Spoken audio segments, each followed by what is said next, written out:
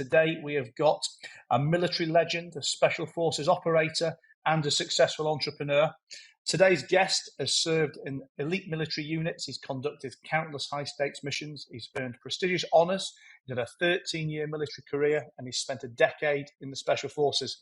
Now, after leaving, he went on to found the multi-million-pound technical clothing company ThruDark. He's also just released an incredible book, which I've started to read, but admittedly haven't quite finished yet, but I'm very excited to get there. But I know from doing the research for this podcast that both the podcast is going to be great and the book is going to be amazing. So Staz, welcome to the show. Matt, thank you for having me on, and what an incredible intro. Thank you. Well, I'm sure you'll live up to every word of it, buddy. I'm very, very excited. I hope so. Hope so. Yeah, thanks for having me on. I appreciate it. Well, look, let's start at the beginning. Give us a bit of background and talk to me about your early life and what childhood was like and how you ended up in the military.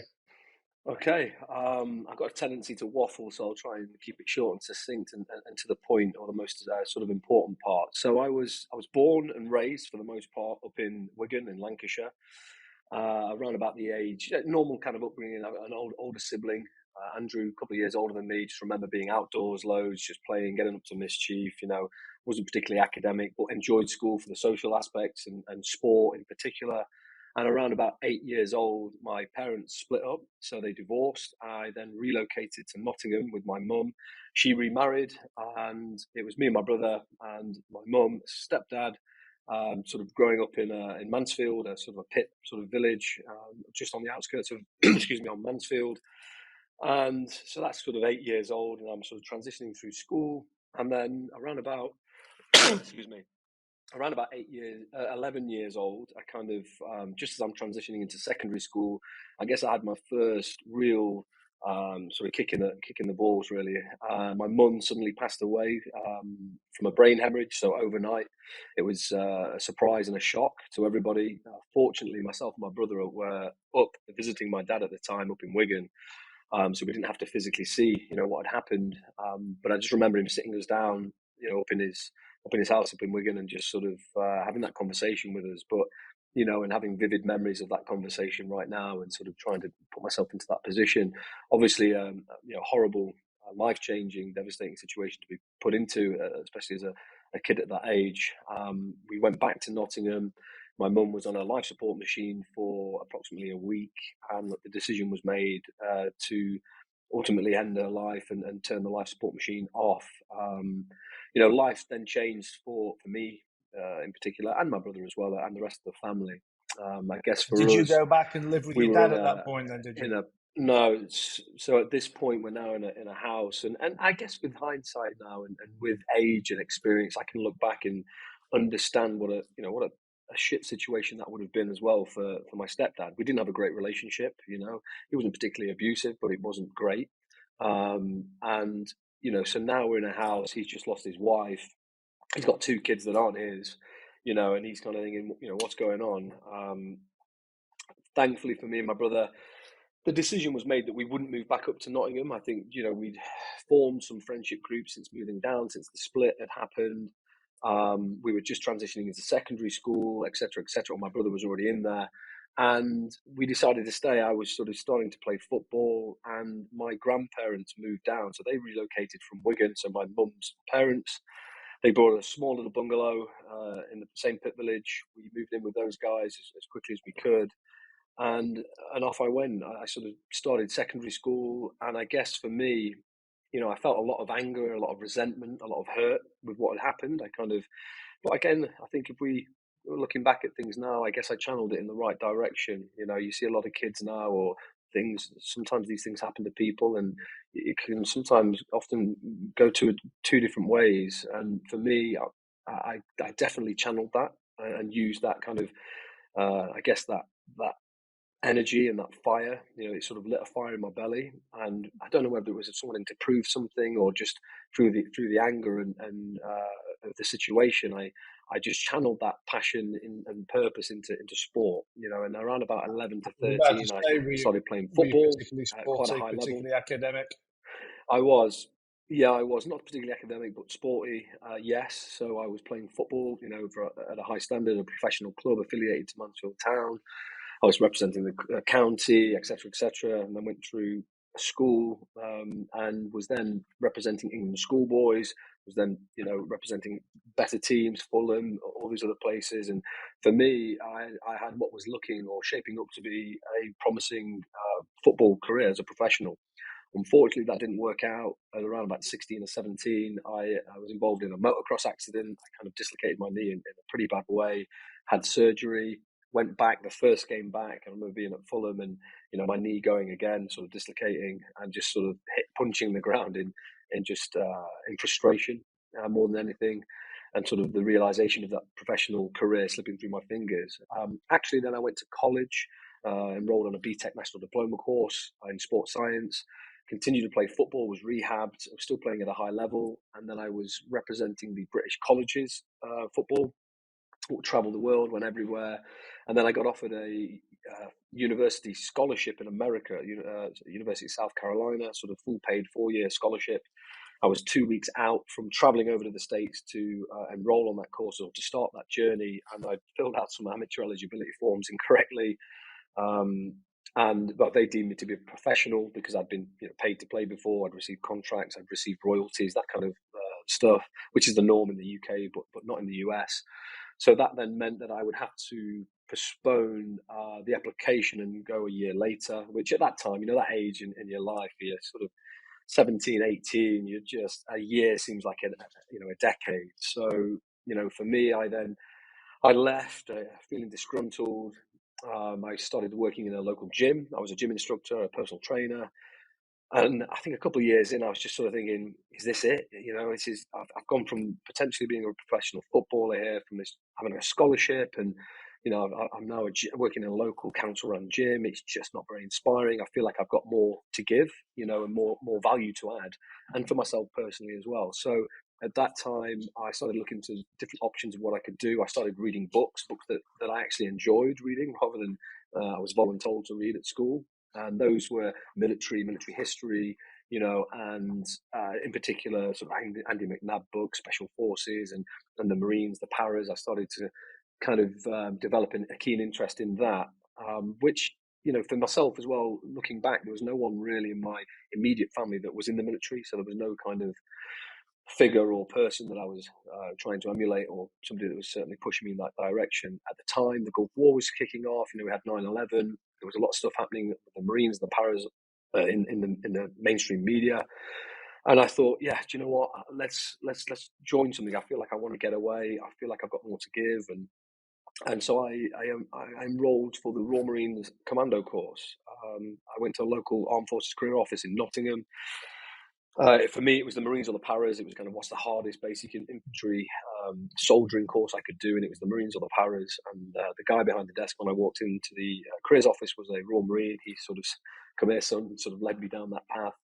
And I guess probably within walking into that door, I think within 6 months, I was turning up at the Commando Training Centre, Royal Marines, as a bright-eyed, bushy-tailed kind of civilian to embark on what is arguably the hardest basic infantry course you can undertake at 32 weeks. And when you went into the army, were you going in with a view that this was going to be your lifelong career, or was this, was this I guess not a phase, but you know what I mean? Was this to kind of, get you over the hurt and get your head back into gear? No, I think it was just a challenge. It was something that I set myself, a goal and a challenge that I thought, that looks really fucking hard, and also I think if I passed that, it would give me a huge sense of achievement. So I think that was it. And also I wanted to get away as well. And I thought that would offer me an outlet and something else that I could really enjoy. So I didn't really know how I would take it in terms of the training, whether I would enjoy that process. It's not for everybody, you're being screamed and shouted at. It's early mornings, late nights, it's admin, it's training, it's a whole different environment and working environment, and you learn very quickly. But looking back now, it absolutely set me up for success, to maybe the kind of person that I am today. It set the foundations.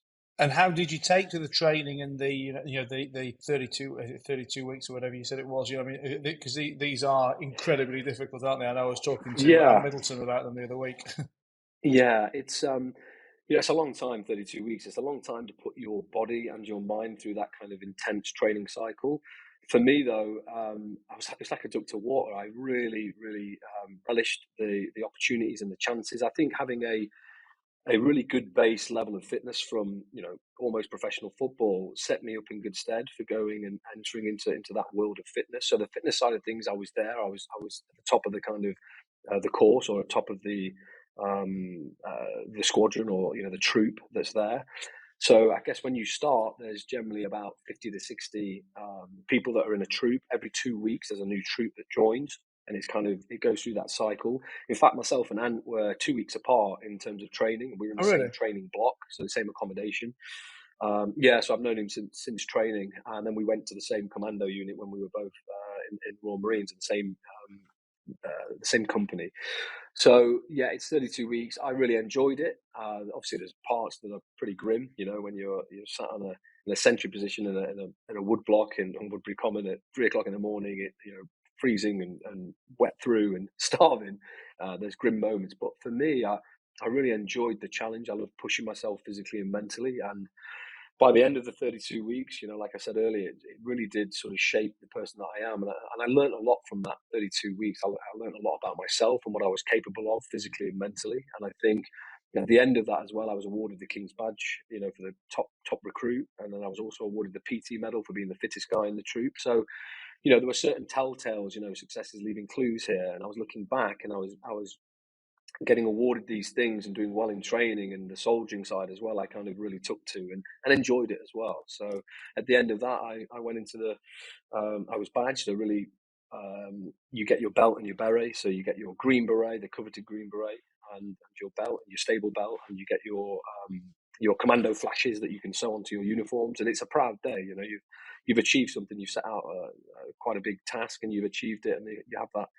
You do have that feeling, immense feeling of achievement, and rightly so as well. So after that, I went into the 40 Commando, Royal Marines, joined a commando unit, and was kind of like, okay, this is it. It's going to be full of all these kind of amazing Green Berets and commandos and people, and actually, and it's not to shit on them.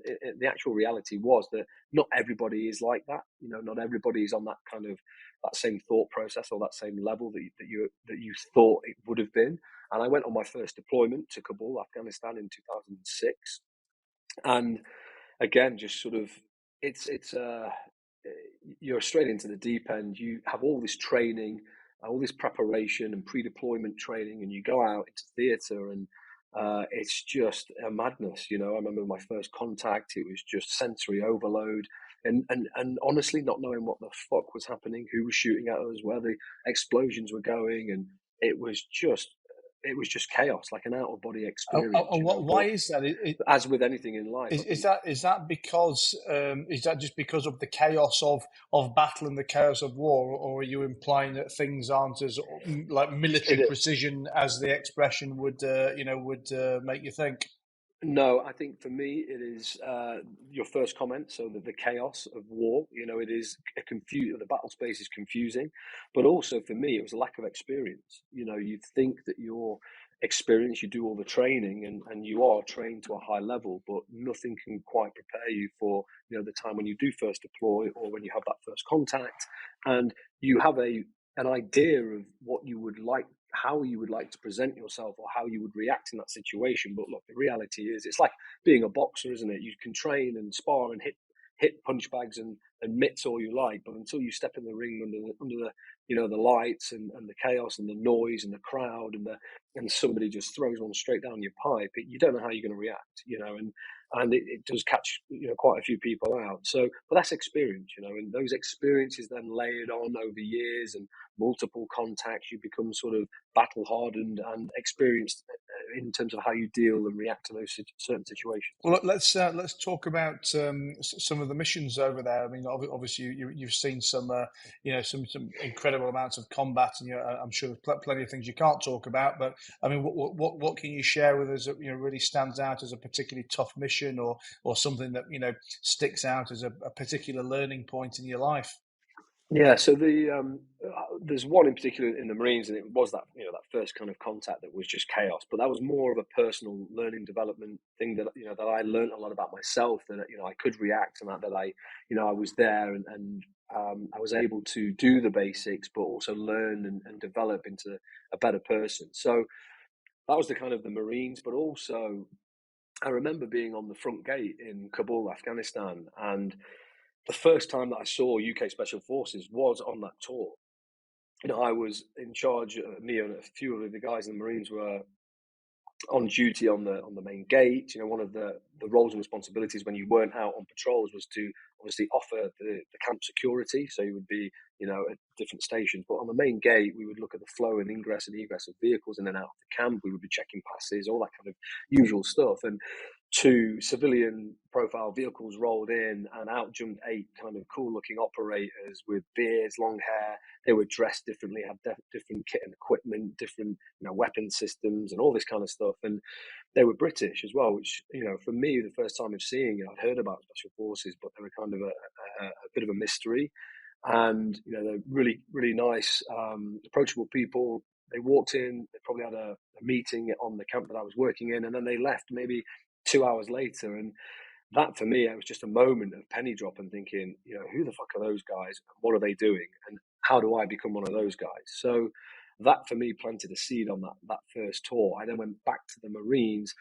I had another deployment up to Scotland, and then for me, I started thinking more and more about Special Forces selection. I'm thinking, what do I need to do to get myself in that world? So probably arguably one of the hardest soldiering courses that you can do in the Marines and in the military in general is the sniper course.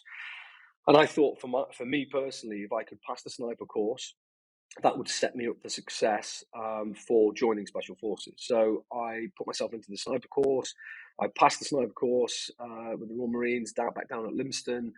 And then for me, it was another tick, another kind of verification to say, yeah, okay, now I can go on to Special Forces selection. And it's a volunteered course. UK Special Forces, you volunteer yourself to go onto the selection process, and off I went onto selection. And selection is fucking hell. It's probably the best job interview in the world, isn't it?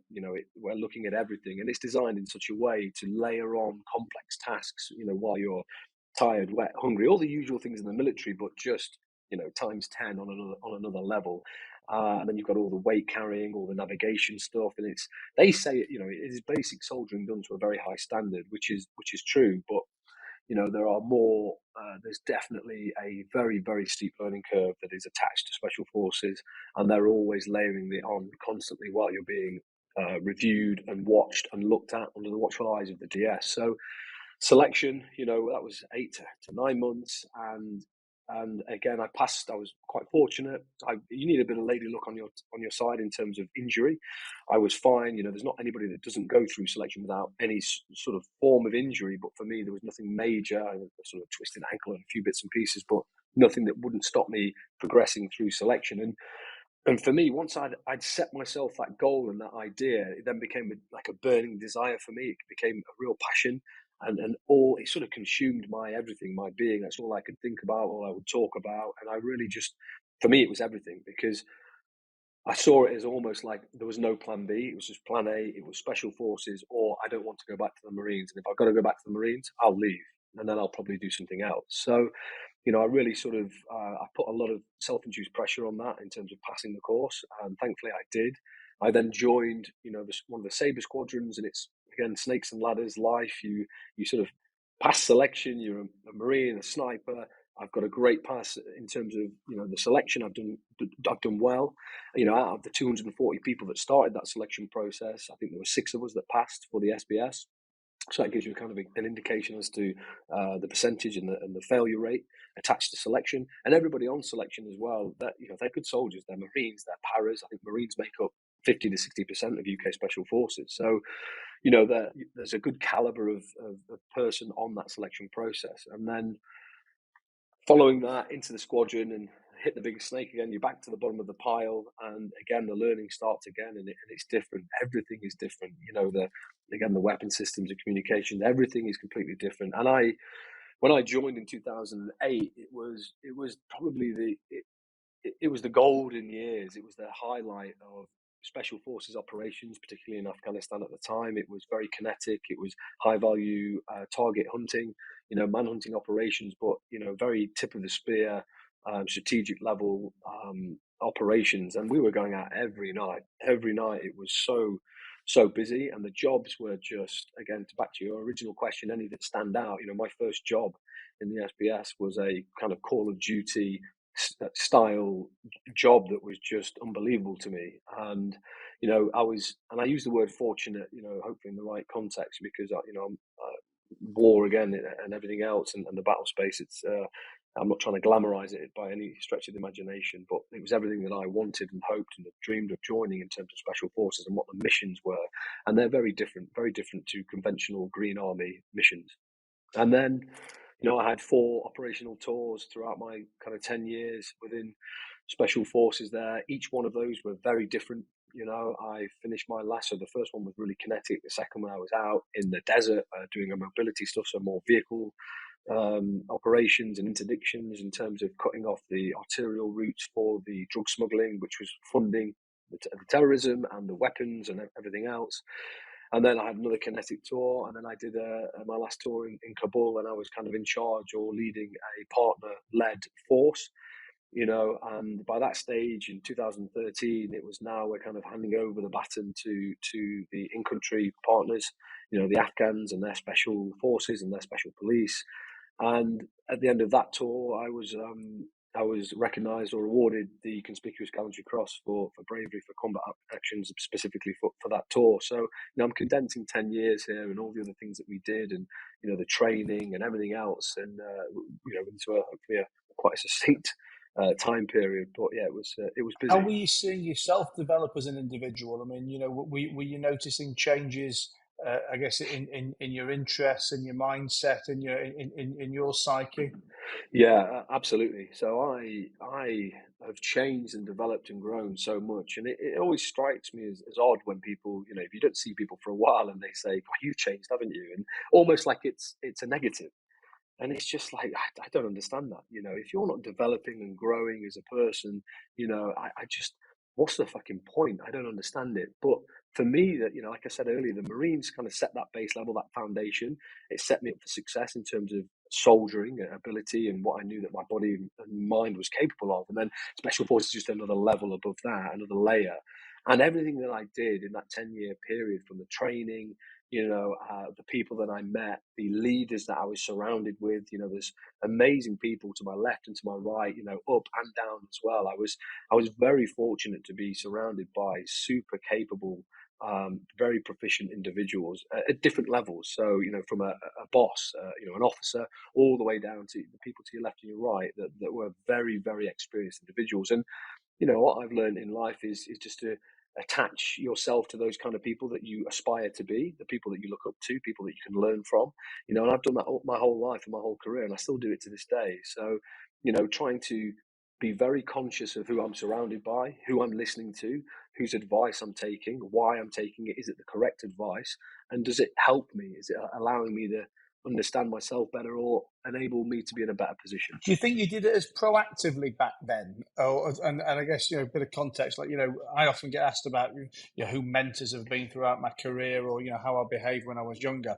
And look, when I look back, I'll always say, I had these particular people who were mentors to me, or, this was a way that I behaved, which, in hindsight was the right way to behave. But I think, during my 20s, it was more by accident than by design, if that makes sense. And so, like, now, if you ask me who my mentors are, I can say, well, these are my mentors. Yeah. I understand the concept of mentorship. I actively seek these people out. Like in my early 20s, I was just fortunate to be humble enough or intelligent enough to decide to link onto some people and latch onto some people. But I mean, did you think you knew what you were doing back then? Yeah, I think there's quite a few very good points you've raised there. One around the humility and probably the EQ side of things as well. So having that intelligence to understand yourself and understand and be open to learning and developing. So yeah, at the time, look, when I joined the Special Forces, it's like, I guess, joining, if you're a professional team, a rugby team or a football team, you would instantly look to who you aspire to be. What kind of player do I want to be? Who has similar characteristics, or who has the characteristics that I want to be? And yeah, I say, I don't think it's fortunate. You work very hard. I worked incredibly hard to get to where I wanted to get to, in terms of the Marines and then the Special Forces, and it's not a mistake then that, you are surrounded by incredible people. So I was fortunate in that respect, that I was surrounded by incredibly gifted individuals and leaders and everything else. But it was by design. I'd put myself into that position. I think, as an example, like, I remember on my first maritime counterterrorism training cycle that I did. So whenever you're in the Special Forces, you're constantly going around a cycle. Whether if you're not deployed in operations, you're training, or you're becoming skilled at something else. I was a demolitions expert, so I was on a course for that. Or if I'm not doing that, and then I'm training. And we cover the role for protecting offshore energy installations. The gas and oil facilities that are offshore in the North Sea. And if one of those is taken, then our guys will be pulled forward and look towards as a military option to take back that oil installation. And we have ways and means and methods of getting onto these offshore energy installations.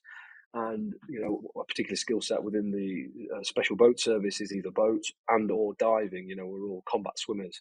So on this particular sort of bleak winter morning, we were going out, full mission profile, all our kit and equipment that we would do for a real job, and we went around under an oil rig, and there's certain techniques you do before you sort of shoot the ladders onto the spider deck, the lower deck, before you climb maybe 30 feet, climbing full kit on a caving ladder to get onto the gain access, and then off you go onto the mission. And for me in particular, that day, it was horrendous. The weather conditions were horrendous. Subsurface, it was a big high swell, those ripping tides.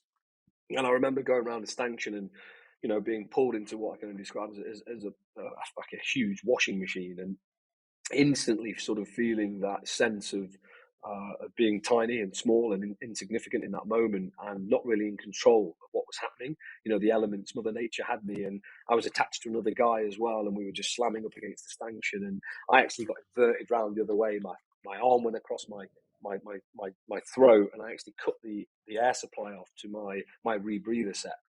And I knew what was happening, but I couldn't right myself back the other way because the force of the tide was pulling me so hard. I was at sort of full extension, and I remember sort of having a moment of what the fuck is going on, and almost panic setting in. And I remember looking across to my dive partner, who at the time was a senior team leader within the squadron I'd already deployed with him in Afghanistan, and he was exceptional.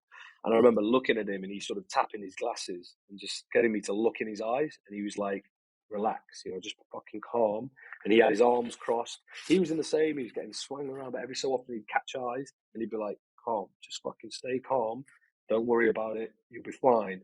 And having those people around you in moments of chaos, and that's all you need sometimes, that experience, to level a situation. And it happens in business now as well. And it's happened multiple times throughout my military career. Those moments of quick stand back from the cold face, assess the situation.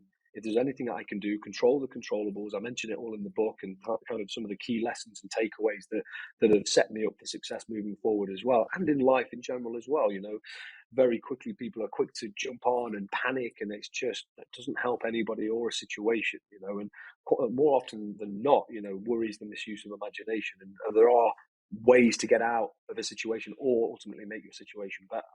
And tell me, talking about other scary incidents, because obviously when I was prepping for this, I read something about your parachute, like a parachute incident, a parachute not opening at 18,000 feet, something like that. What happened there? Yeah. Yeah, so it's probably I think the first chapter in the book, leap of faith. You know, we talk about leaps of faith in terms of like physically, actually actual leaps of faith, and then metaphorical as well. And for me, it was a full mission profile jump, so it was full gear like we would jump on an Oh, operation, so and it wasn't an I was actual 18,000 operation. It feet. was a test. It was a practice run. It was a practice before we do an operation. So you'll practice all your kit Yeah. and equipment, make sure everybody's good to go. You go through all the kind of usual stuff that you think.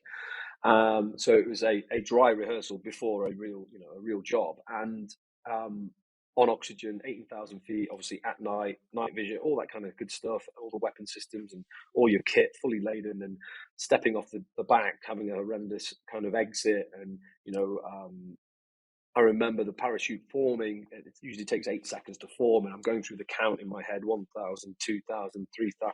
Usually to 8,000, you look up, check canopy, you do a left and a right turn, make sure you can steer the canopy, and then you'll do a flare to make sure you can break the canopy, and then you check all your technical bits of equipment to make sure that you're heading in the right direction, that you're stacked in behind the lads in the correct manner, and then you're off to your landing zone. And I just remember sort of going through the 1,000, 2,000, 3, something doesn't feel right, trying to look up. My oxygen mask had been ripped off due to the force and the of exiting, and kind of trying to look up, but I couldn't. And I realized I had low twists. So where your risers connect to the parachute, you know, you're obviously strapped into the parachute rig. You have the 4 lines each side that go up and meet the parachute. They were twisted all the way from my sort of just the back of my head all the way up to the chute. And there's things that you do. There's obviously we train and practice and rehearse drills for parachute failures. I knew what I had to do. I was kind of hanging my legs like a frog, for want of a better analogy, and pulling at the risers and kicking the opposite way out so that they would start untwisting, which they started to do slightly. I could now look above, and I've got probably what I can best describe as a bag of washing above my head. It's not a fully formed canopy. It does start to open up partially. Obviously, I'm dropping like a stone. I'm losing a lot of height, so I'm keeping check of my altimeter. And just as it starts to form, one of the sides then collapses in. It then puts me into a big, violent sort of G force spin. And at that stage, I know I have to get off the canopy. I've got to cut away and access my reserve canopy. So sort of having that moment of shit, there's what do? Do you try and land with this above you and you might be all right, or do you chant, it should work, What's but there is that everybody else option as doing well at that, this point? potentially the parachute might not. So the other people, are they kind of They're watching in a you? stack. Yeah, so a few people had seen me. So like I said, we all jump out one after the other, like lemmings off the back of the air platform. You can generally see where people are, and you're dropping at the same height. Your parachutes are forming, and the idea is that you generally open at a similar height, slightly. People in front of you will be obviously slightly lower than you. You then do your checks, and then you line up with the other people. But everybody could see that, wherever I was in the stack. So the first, let's say I'm number 8 of 15. The first 7 will see nothing because they're in front of me. The guys behind me, though, can see that I'm dropping like a stone and I'm losing altitude very quickly. They try to also, my communications have been ripped out as well, so they're trying to talk to me, and I was trying to press and say, look, I've had a malfunction, but that obviously wasn't working. But yeah, thankfully for me, I located the sacred handle and had an opening on the other parachute in the canopy, and as the irony of it all, I think I had probably one of the best parachute landings I've ever had in my military career, but slightly short of the landing zone. I mean, tell me, we talk about, I guess, not getting stressed about the things that you can't control. And you said something. You said the words to the same effect a minute ago. When we were talking about the underwater problem. How do you deal with stress when, for example, it's something you can't control, but it is really that life and death? So like I don't know, parachutes out of control. You don't even know if you can get to the backup chute, etc. It's not about being calm and then following procedures. You're probably just fucked anyway. I mean, do you still think you can keep calm and keep some kind of control in those circumstances? I mean, I guess you must have looked death down the eyeballs on more than one occasion. Yeah, it's a good question. There's obviously moments of, and we probably, if you've ever been involved in an accident or a car, a road traffic collision or something where people have that moment of everything slowing down and you're having those thoughts. You probably, I think, once the brain's capable of 4,000 thoughts a bloody minute or something crazy, isn't it? So you definitely have that moment. I'll give you an example. I was in a particularly bad contact. It was actually in the daytime, which is unusual for us to be operating in the day, but we were. I was on a forward-facing slope, quite exposed. I had my sniper rifle. Sweating buckets. It's the summer. It's Afghanistan, and we've been under contact for quite some time now. And I just, having those moments of feeling like, it doesn't matter what I do or what I think here. There's just you're in a bad spot. You're in a bit of a pickle, and there are rounds kind of bouncing around you, like sort of Pulp Fiction style. And it's a case of you have a decision to make, and what kind of person. I always looked at myself, and I did this, and I didn't realize till later on in my life, in my career, that I was actually practicing visualization quite a lot. And I started doing it at football. And for the most part, it was always positive. 95% of the visualization that I was doing was positive, and it was, what type of person do I want to be? How would I view myself in this situation? What if this happens? What if that happens? How do I want to conduct myself? How do I want to come across to people? And I did this in my football career, and then I did it later on in the military as well. And I would sort of, when I was really, really struggling, and selection just puts you in some disgusting places mentally and physically. And for the most part, visualization helped with that, because I would say to myself, how would a special forces operator conduct themselves? How would they hold themselves? How would they appear to be? Would they be feeling sorry for themselves? Would they be negative?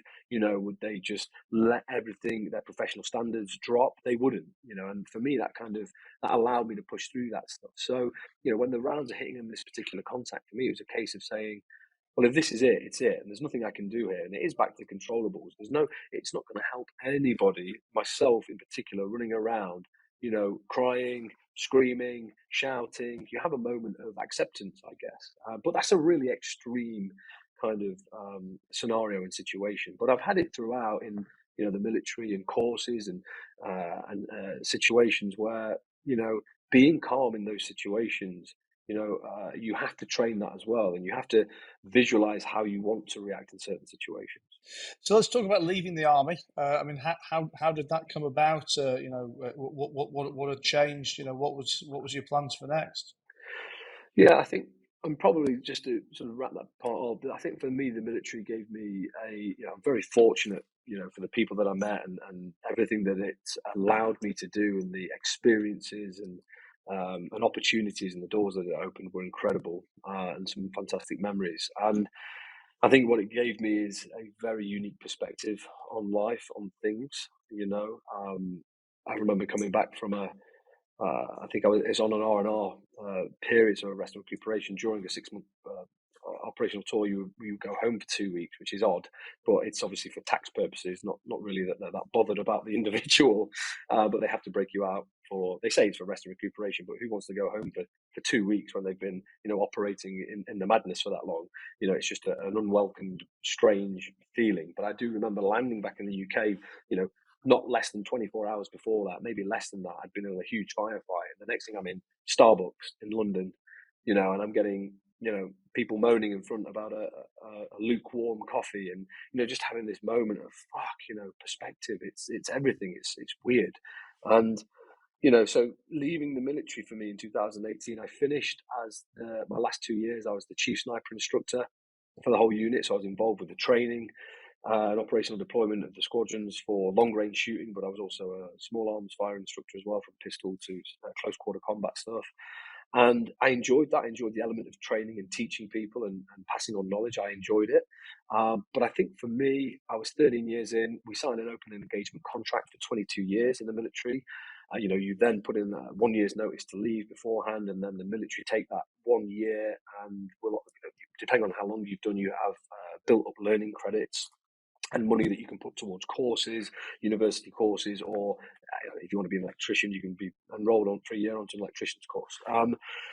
But for me, I think the wind had just been sort of taken out of my sails. I think I had 13 years, but 10 in particular, my more formative years, within the SBS that had really shaped me and my career. And I just thought I've kind of ticked the majority, if not all of the boxes that I wanted to tick.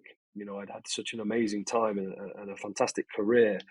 And also it had taken a toll on, my first marriage. I'd met a partner at a very young age at 18 and married super early at 21. We had a kid, my eldest Lucas, who's now 11.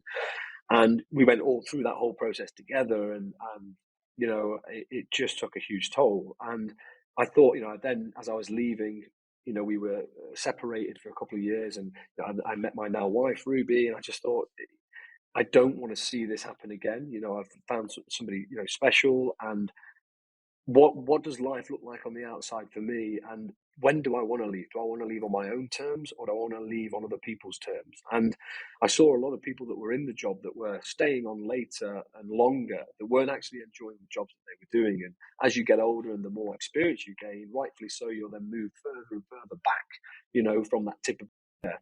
And you've got an important job. You're looking after the guys, and planning and training, and you're one of the bosses, and you have sergeant major level bits and pieces, but it didn't really appeal to me as an individual. And I think leaving it, in 2018, I was 33 at the time. I still had what I felt is a good crack at the whip to do something different. I still had a lot of energy and a new chapter that I felt I could still provide a lot of passion and purpose into something new. So in 2017, I started thinking about it more. My friend and business partner, co-founder of ThruDark, Louis Tinsley, was also in the SBS. His situation was slightly different. We were actually parachuting out in America, training at the time, and he was being medically discharged for his back. So he was leaving. His kind of hand was forced, and we started talking about. I sort of said, "Look, I think I'm ready to leave as well. I've had an amazing career. I've done everything I wanted to do. What could we do if we left? Should we set something up? Should we, the obvious, I think, more natural transition for us with our skill sets is to go into private security. Our skills are very transferable, highly paid jobs, looking after people.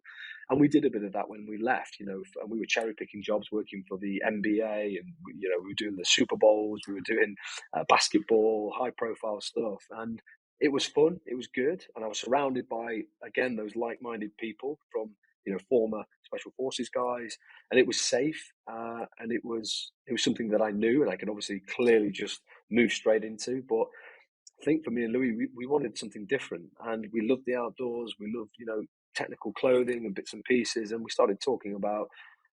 Actually, at the time, we were parachuting again, and I was having issues with kit and equipment and a jacket. And actually, during that parachute failure that we spoke about in the first chapter of the book, the jacket, to add insult to injury, the zip had blown as well, and the sort of jacket was flaming in my face, and it was a high-end technical piece of kit. And we were sort of critical about how things were performing, and being from a sniper background, we were sort of kit pests. We were always tinkering and playing with our own kit and equipment to make it more fit for purpose. And for us, when we looked at it, semi-objectively, we thought that we have a lot of credibility, authenticity, and experience in operating in all these different environments in the world, from the cold, the Arctic, to the desert, to the jungle, Scotland, all these places that we'd operated and thrived in. We thought, and we loved the outdoors. Well, why don't we just make technical outdoor clothing? How hard could it be? Naively. And I think, you need a bit of naivety, don't you? You'll know this as well, Matt. And it's whenever you're starting something new, whether it's military or whether it's business, you need that level of, let's get stuck in, and you kind of work things out as you go along. But again, there were transferable things from the military that we learned that are in the book that really helped us plan and focus in the best possible ways. And I was fortunate because, I had Louis by my side as well, who's exceptional, very, very good. And we're actually quite different in terms of who we are and where our strengths and weaknesses lie as well. And they complement each other very well. And I think that's been one of the main, is the main key to what has been ThruDark's success as well. So when you started ThruDark, I mean, like I say, you wanted to go and do something that you enjoyed, that you knew about, that you loved. But I mean, did you really feel like an entrepreneur? Was it a big plan to be a business owner, or was it just a look? We need to go and do something. We need to make some money. I think this might make some money. Yeah, probably at the start, what begins in its infancy as probably a lifestyle brand, as it was. We loved being outside, loved climbing. Well, let's make clothing and equipment that we like, that we think is cool, that's different. And for us, it was looking at other competitors in the market and saying, well, who's technically very good? Okay, those guys. But they kind of look the same. Everything's the same. Well, how can we make it look cool like those guys? And there's nobody operating in that space that's got really technical suit, capable outdoor kit and equipment that also looks different, that's very unique in its approach, that also has our story and our authenticity again and credibility. So off we stepped with the business plan. We got other people involved, and at the time, a good friend of ours, personal friend, Steve Clark. He's a local businessman, very successful individual in Clark Investment, and I'd been introduced to him through another friend, and we've been friends for a couple of years. It'd be food and drinks, the usual stuff, and I kind of understood what he did, but not fully. And I think he heard me and Louis talking, in the pub. We were having dinner together, and that probably was all good plans are formulating over too many pints. And he sort of, lent his ear and said, guys, I know you're both leaving the military now. What are your plans? What do you want to do? And we sort of explained the idea of ThruDark and what it would look like, where it would sit, where our experiences, lent themselves. And also, and this as well, with investment into people, you're investing into, yes, an idea, but more importantly, the people behind it. And we proved ourselves. We proved ourselves in so much that, not from a business perspective, but as individuals. And I think, again, going back to my original statement saying that, the military and the special forces in particular had set us up for success. We had very unique and credible characteristics that he could see that in us. He could see that drive, that determination, that passion. But he could also see that there was logic there as well, and it wasn't just madness. So we came to him, a couple of days later with a business plan, and we started talking about it. And he said, "Look, guys, I am an investor. I'm your friends first and foremost. But he said, I kind of believe in you two first and foremost. You're very driven. You're very capable individuals. I like your idea. Shall we do it? Let's go for it." So we did. And at that stage, myself and Louis both invested all of our savings. Steve put an initial founding investment in, and we were off to the races. And that first year, it's crazy. I think looking back now, we had help and support from other people, and leaning into things that we knew or people that we knew in our network and social media profiles and people such as Foxy and Ant and all these people helping us, really did sort of give us, a level heading. And also we had that kind of unique story behind us as well. No one had done this before, and we were plugged into different people, and we're quick learners, and I think looking back now over the past 6 years, we probably had the best business course that you can have, I guess. And tell me, we talk about raising money and getting the money to start it up. Did I read correctly that you had to sell your military medals to assist in the finance of this as well? Yeah, so that was an element of that, and that was a difficult decision, obviously. But I think I learned a lot from that, and looking back now, and I mentioned it in the book as well. But in terms, I think the chapter's titled "Medals Are for Mothers." But I think for me, it was a difficult decision. But when I actually worked things out logically and removed emotion from the decision-making process, for me personally, I was thinking it's actually a very logical thing to do, because at the time I was leaving, so I was spinning so many plates, leaving the military, leaving special forces, trying to set up a business, going through a messy divorce and a financial settlement that was attached to that, and I was in the courtroom, and actually my ex-wife, their solicitors had brought the medal into the proceedings and attached it to as a part of the financial settlement. Now they went and got that valued. I'd never had it valued or would never think of selling it.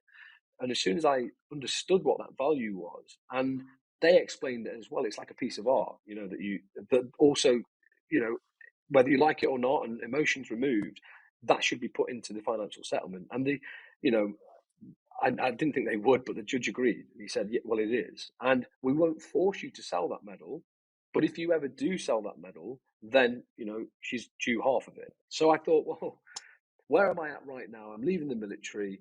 I'm moving into the unknown. I need funds. I need a clean financial settlement break. I don't have the funds myself. I've got some own personal debt that I need to get rid of. And this could really set me up for success. So, and also the money that was used from the medal, it paid it cleared the mortgage for her and my son at the time. So for me, that was the right thing to do. That was a good thing to do and a noble thing to do. And she deserved that as well.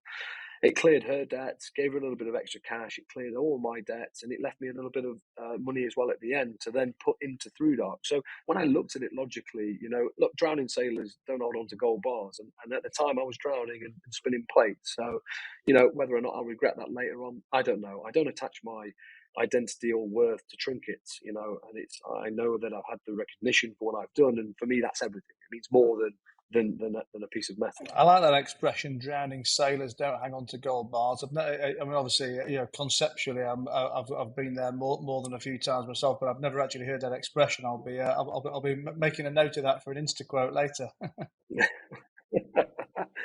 Yeah, Um, but it did. Looking back now, it was ultimately it was the right decision to make for me personally. So talk to me about the kind of formative years or months of ThruDark. How did you start the business? Did you go looking for suppliers, manufacturers? Did it start with just a couple of pieces of clothing? How did you get distribution?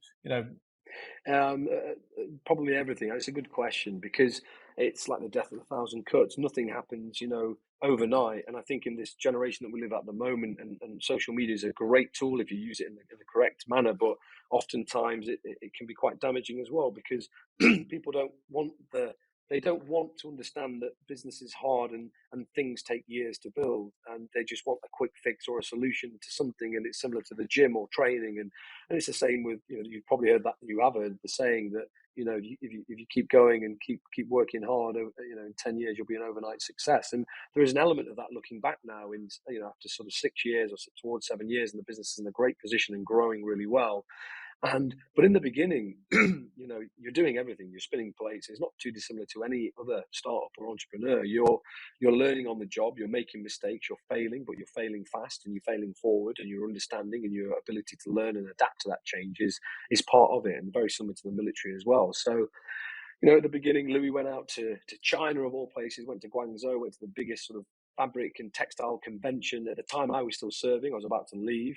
I was getting messages from him. I'm meeting all these people, your suppliers, and it's difficult at the beginning because you're not established. You're not a business. You've got a business card, which doesn't really lead to much. There's no footprint. There's no website. There's a website, but a landing page. There's no social media following or gathering, and so we started down this process, and to cut this sort of condenser, what is a very long and complex story, and make it as succinct as possible. We met a British designer called Jeff Griffin, went to his farm in Loveland, like an eco retreat. I had a strange first interaction with him. He's a designer, very good. We loved his stuff. He then took us out to Italy to an incredible factory, to a factory we still use to this day. And they were producing for high-end fashion brands, Moncler, Chanel, Fendi, but they're ski and outdoor wear. So we were in a good place.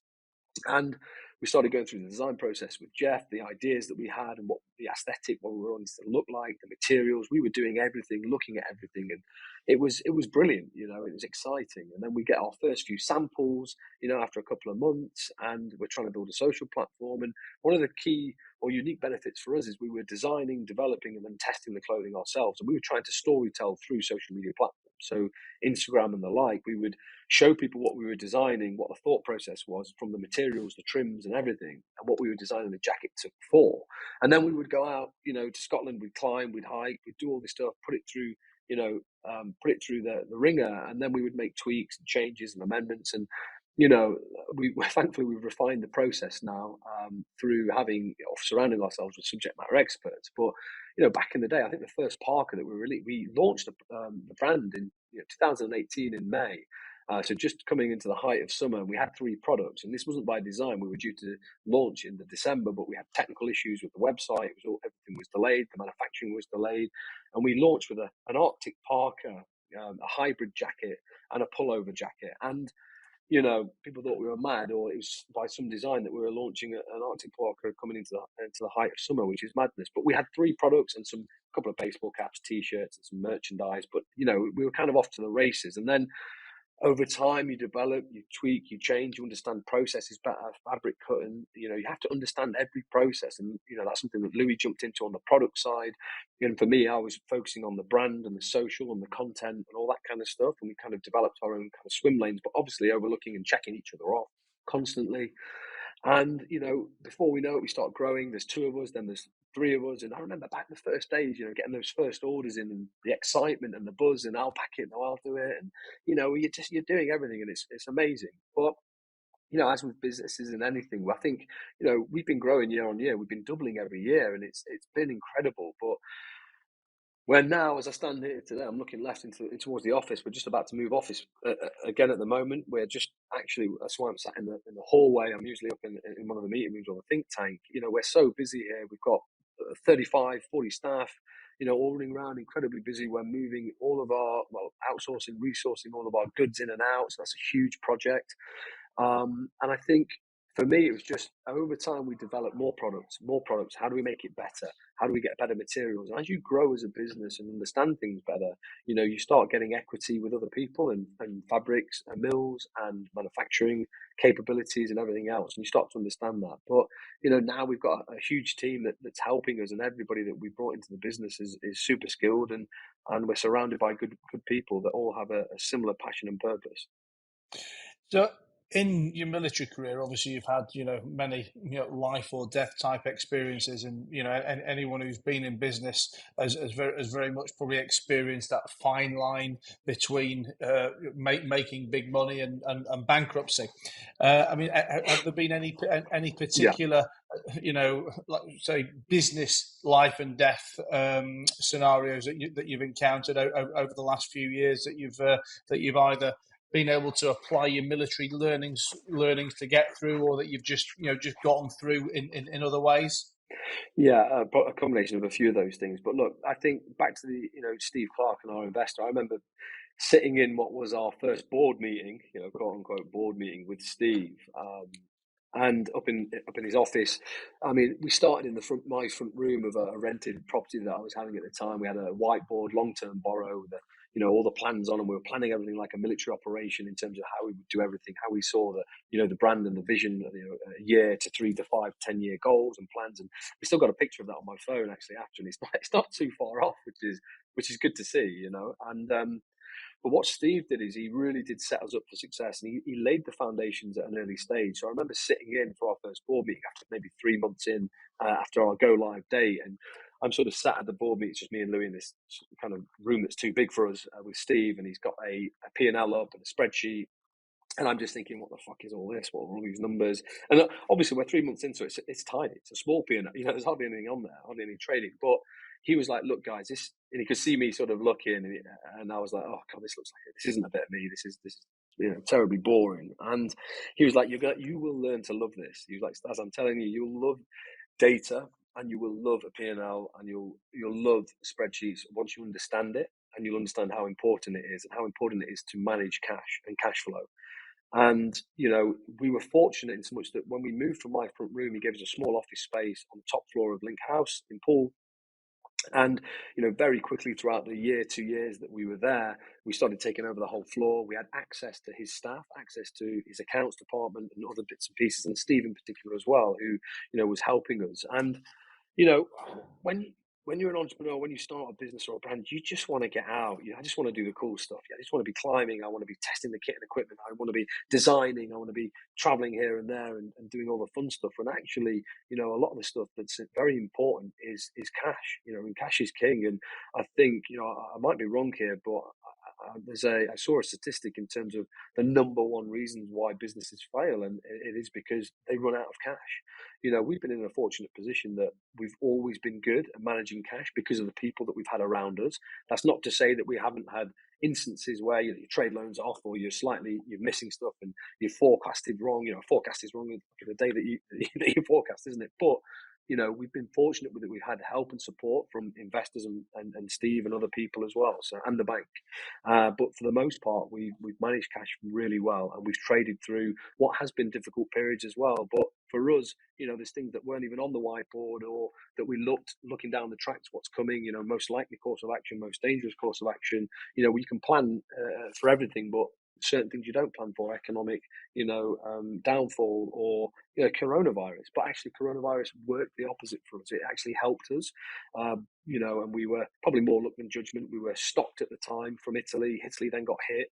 The factories were all shut, and we were off to the races. We just pumped more cash into advertisement, and switched how we were communicating and making access to the garments, and it took off really well. But then we were looking at the out of stock and the notifications and the run rates and stuff, and we were going to hit a point where we need to start manufacturing, or we're not going to have a business. So again, Italy reopened and we were still in lockdown. We could start manufacturing again, etc., etc. So there have been instances where there have been moments of, fucking hell, we're going to have to just bite down on the gum shield, or do up the chin strap and just fucking get on with it.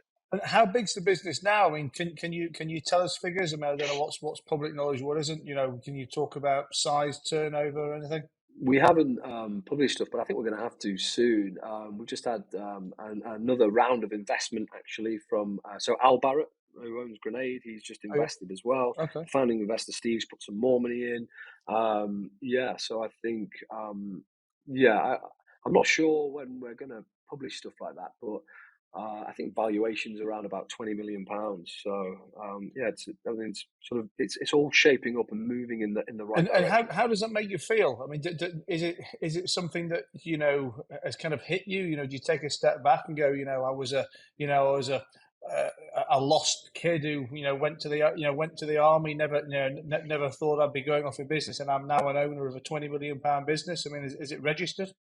No, I don't think so. Not really. I think because the type of people that we are, I'm not speaking for Louis, but myself, but I'm pretty sure I've heard him verbalize it before. I think we just want to keep going. We're just so hell bent on producing the best quality products that we can, and how do we improve the business day to day? And you just got to be relentless every day. In the morning, you wake up, you swing your legs out of the bed, you need that passion, you're aiming towards something, and you're just fucking relentless. And I think, because you're so busy and engrossed and day to day, there's not many times that you do actually take stock and stand back. There are moments that when I do come in and I look and I feel immense, pride, in terms of what we've achieved and how we've got here and the people. But mainly for me, it's around the people that we're surrounded by. And I think we had a moment. It was our 5-year anniversary not long ago, and we kind of we celebrated that across social media, but also we took everybody out and we went for food and drinks, and that was probably a moment where I sort of stood back and was like, because you're always worrying in business, you're always have that fucking worry in the back of your head. Is it a flash in the pan? Is it going to work? Is it going to be successful? It could fail at any moment. Are we going to run out of money? What if people stop buying the product? What if somebody doesn't like something? What if it's all, and then you have the other pressures of staff, and it's not just yourselves anymore. It's other people's livelihoods that are at risk, and you have a lot of pressure, and rightly so.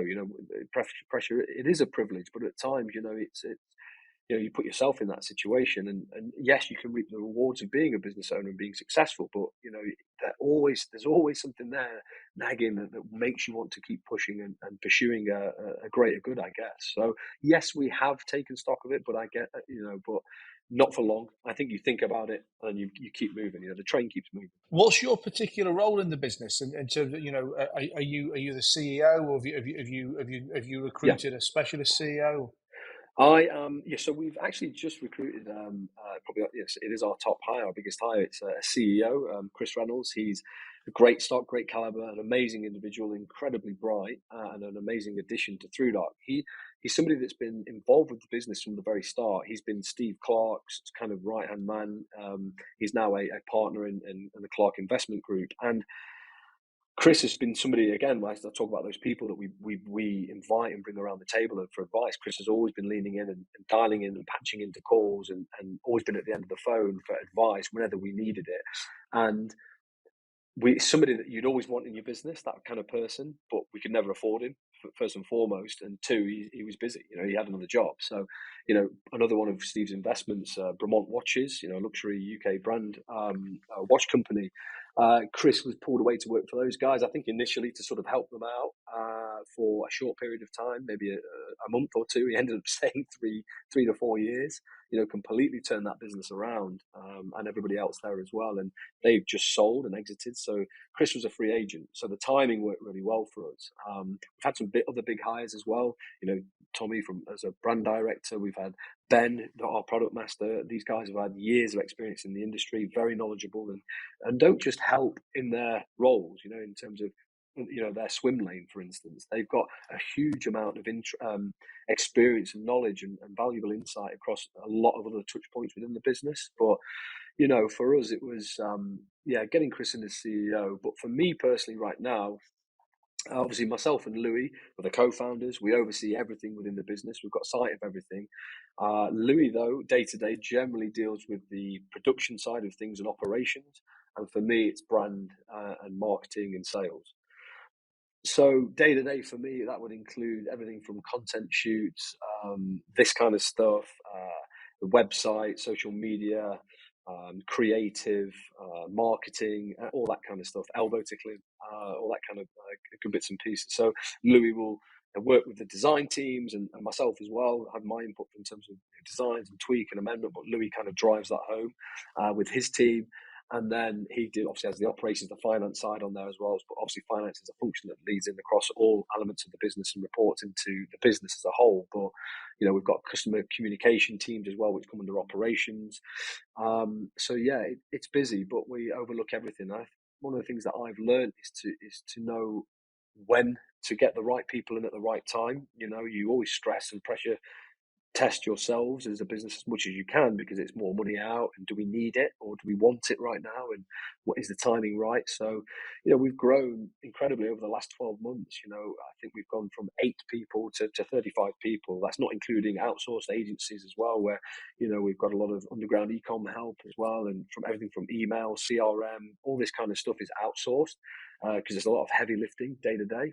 But I think that's probably 50 people all in with outside agency help as well. So yeah, it's been busy. But for me, day to day, technically I'm the CMO for what it means. I'm the co-founder, but I oversee brand and marketing and sales.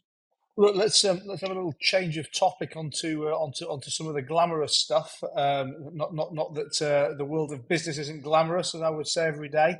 But I think it's 2021. You joined the cast of Who Dares Wins. SAS as the undercover mole. I think this year as well, you're part of the Australian setup alongside Ant Middleton, who was a recent guest on the show as well. I mean, where did that come from, and how was that for you? Yeah, and again, amazing opportunity that I'm really grateful for, and Ant's been a huge part of that. And it actually came around when we were back in Link House. Myself and Louis were sort of just building 2021, like you suggested, and a call came through. A lot of the guys were wearing our stuff, the DS and Foxy and other people, and their costume department rang us up because they were speaking to Foxy. Love the kit. What is it? Oh, it's ThruDark, Staz and Louis, Special Forces. Give them a call. So when they rang us and talked about clothing, we presumed it was for the DS, but they said actually it's going to be for the recruits, and we said, well, that's not something that we want to kind of pursue in terms of brand. We want the DS wearing our stuff, not the recruits. And also what they were looking for, they just wanted cheap, really easy kind of military cargo stuff that's just going to get beasted, and budgets were super low. And I said, look, that's not what we do. We're a high performance technical outdoor brand. We don't make cheap fill in the blank trousers, t-shirts, etc. So that didn't work out. End of conversation, phone down, but thank you very much, and that was it. And then about 20 minutes later, the phone rang again, same person.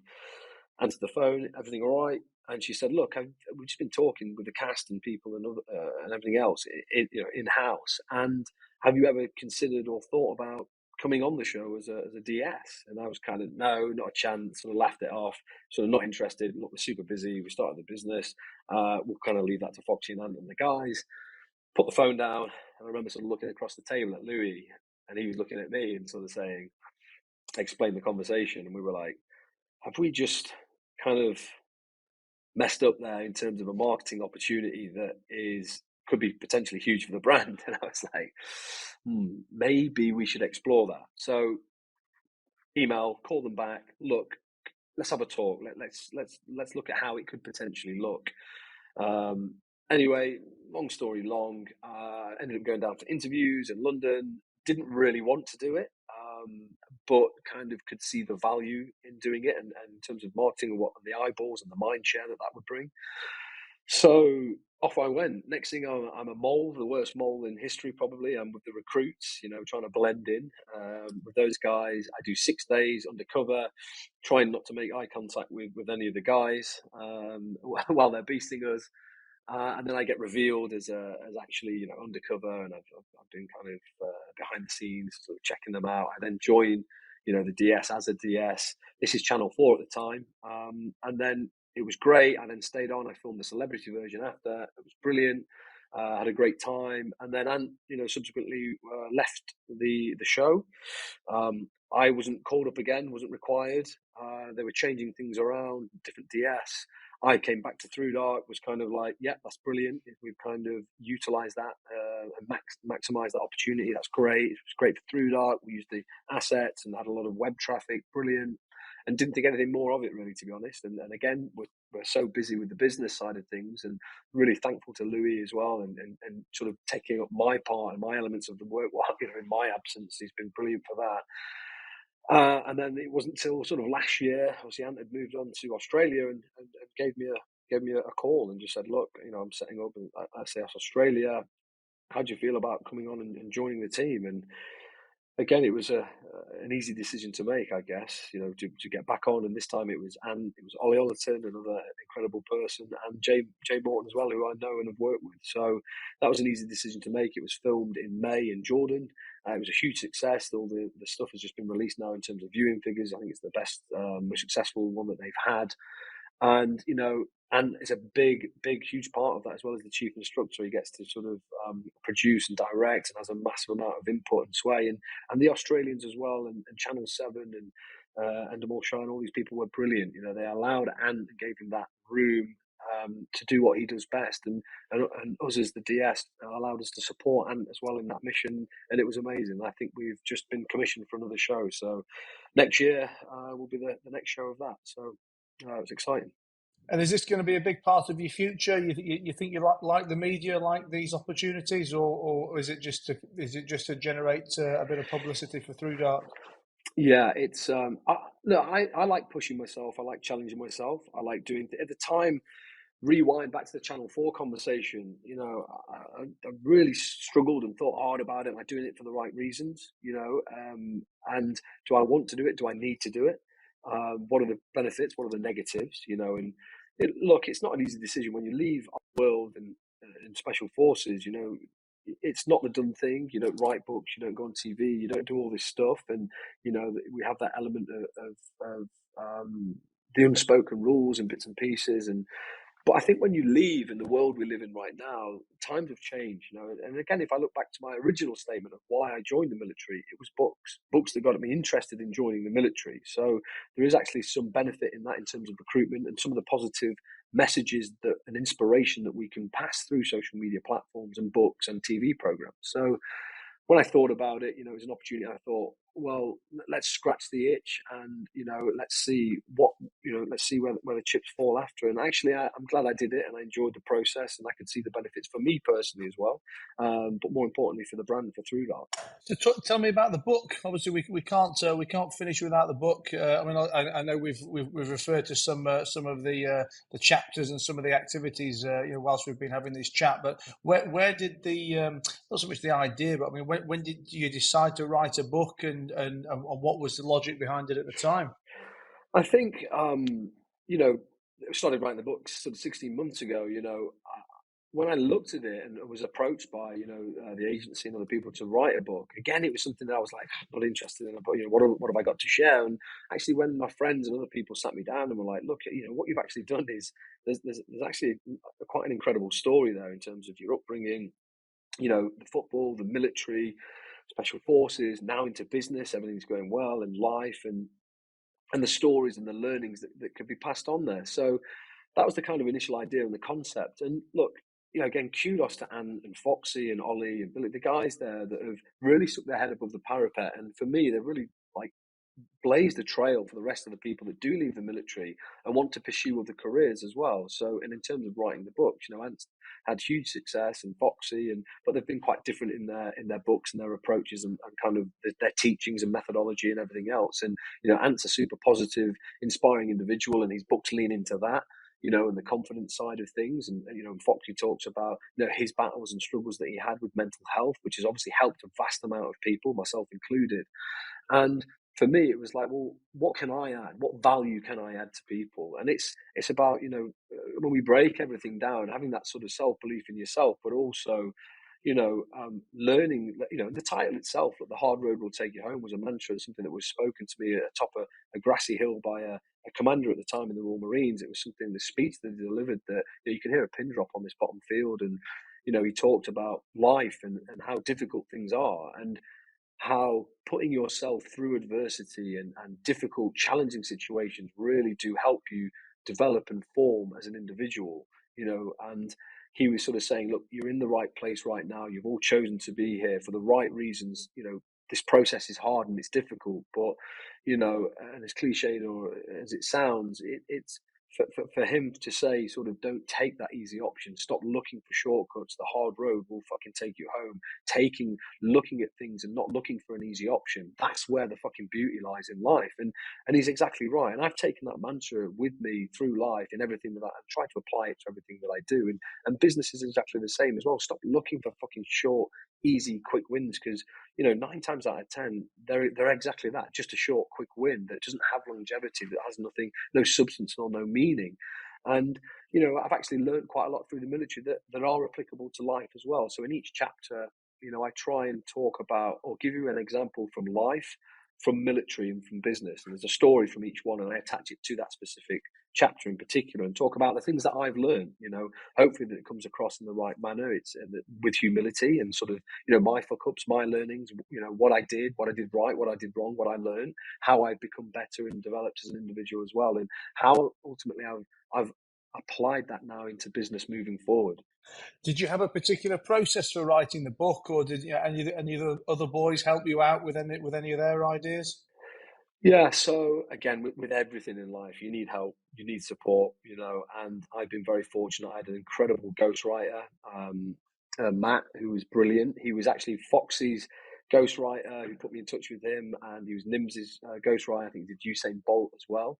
And, I went through this process with Matt, and there's a lot of this. At the time it was COVID, we were a lot of Zooms and chats and talking, and he kind of draws the information that it requires from me, and we kind of started shaping the book in terms of how I wanted it to look and be presented, my tone, the things that I'd learned along the way, and how we would then structure the chapters and everything else. And he was a huge part of that. I had also help from inside here. I'd have friends, trusted opinions that I would lean into for advice on certain elements of the book or chapters, and Louis to cross-check things. I had George here as well, who works for us, who's an avid reader and again, a trusted opinion, a master of the written word, somebody that would give me honest, reliable feedback.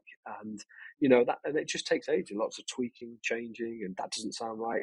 That's not quite the message that I'm trying to get across. Can we tweak it, change it? And it's a long process. And it was actually it was an enjoyable process as well. To kind of to go through that. It was like nostalgic as well, thinking about the past and what it had taught me, and a lot of things that actually, upon reflection, have really helped me, and things that I thought I could pass on and hopefully pass on to other people as well through the text. Well, look, we've talked a lot about mentors and mentorship throughout this conversation. I think, just to wrap up with, for me, I'd like to look. We've talked about people mentoring you or people mentoring me, but if you were to mentor someone now, and I'm sure you've got, whether it's young people who look up to you or whether it's people in the business that ask you questions, if you were to give aspiring entrepreneurs and individuals, just one piece of advice who are looking to achieve their goals, I mean, based on your remarkable journey of the military, of business, and everything else you've done, what would that single piece of advice be? That's very hard, isn't it? It's a great question, but very hard to single down into one thing. But there's actually, well, take the title of the book, The Hard Road Will Take You Home. But I want to say to people that, everything is possible. You can achieve everything as well. But I think for me, one of the main takeaways, and one of the chapters is called How You Do Anything is How You Do Everything. And again, something else you can apply through life. Just think about doing how you do anything and applying that mentality, doing everything to the best of your ability. That's all that you can do. And that's all that anybody can ever ask of you. And, setting yourself up for success and not allowing yourself to be pulled off course. But, you know, if you can honestly say to yourself, that is the best that I can do right now with everything that I know and everything that I have at my disposal, there's nothing more that I can do.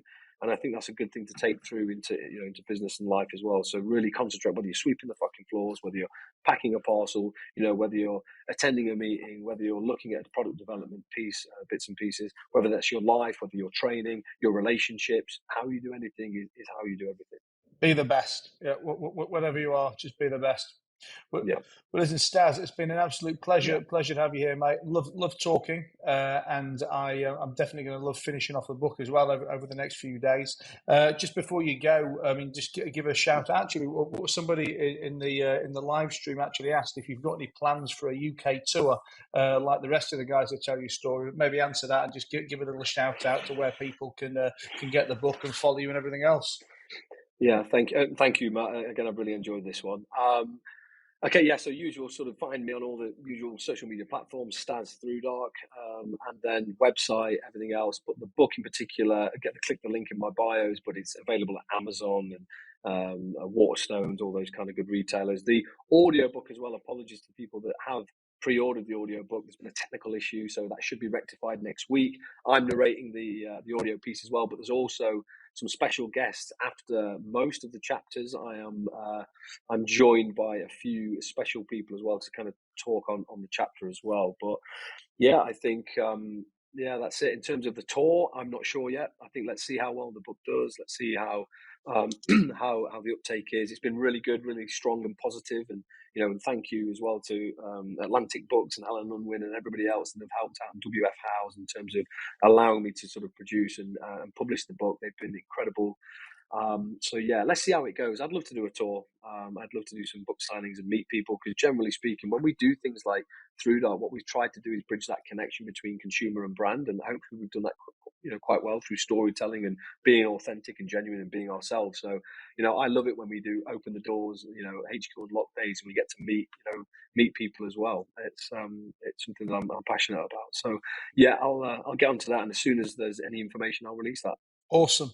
Well, listen, guys, thank you very much for listening. Thank you very much for watching. And if you've only joined halfway through this, you'll be able to catch the full thing over the next couple of weeks on iTunes, Spotify, YouTube, wherever we normally post all our podcasts. So thank you very much for watching. And Staz, thanks a lot for being here. Thank you. Hey, Matt here. Just interrupting myself quickly to say thank you for listening to No Bollocks. But did you also know I've got another podcast, Stripping Off, with Matt Haycox? Very different. No Bollocks is the quick daily business tactics that you need, but Stripping Off, we just do it once a week. We go deep, deep, deep with a CEO, with a celebrity, with an athlete, with just an international inspiring character. We find out what makes them tick. We find out how they got to where they got to.